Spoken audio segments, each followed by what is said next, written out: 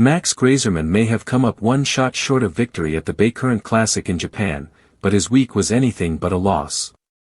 The 29-year-old American fired a final round 65 to finish solo second behind Xander Schauffele, a performance that could prove pivotal for his season. The runner-up finish vaulted Greyserman from 58th to 51st in the FedExCup standings, putting him right on the edge of a major opportunity. That small move could pay off in a big way. Players who finish between 51 and 60 at the end of the fall season earn spots in next year's signature events at Pebble Beach and Riviera, two of the most prestigious tournaments on the PGA Tour. For Greyserman, who's been quietly trending upward all year, that kind of access could completely change the trajectory of his career. Greyserman's Sunday charge was a mix of power, precision, and patience. In challenging conditions, he found fairways early, attacked pins late, and never seemed overwhelmed by the pressure. His birdie run on the back nine briefly gave him a share of the lead before Schauffele pulled ahead with one last clutch putt.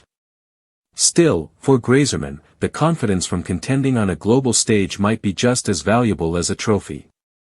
The fight for those Aon Next 10 spots is as tight as it's ever been. Greyserman leads the pack just ahead of Aldrich Potgieter, Chris Kirk, Aaron Rai, and Min Woo Lee.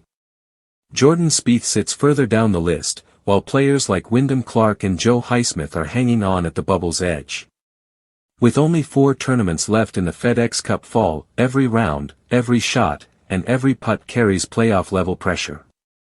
The next stop will be the Bank of Utah Championship, followed by events in Mexico, Bermuda, and finally the RSM Classic at St. Simon's Island, Georgia. Once the season wraps up there, the top 100 players will lock in full PGA Tour status for 2026, a smaller, tighter field than in years past, and one that makes every point matter. Among the week's other big movers, Michael Thorbjornsen jumped 18 spots after finishing third, Takumi Kanaya surged into the top 100 with a strong showing on home soil, and Alex Smalley gained breathing room with a top 5 finish. But the real story is Max Greyserman's climb. A year ago, he was grinding to keep his card.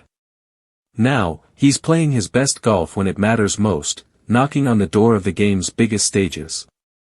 The next month will decide whether he walks through that door, and into a whole new chapter of his career.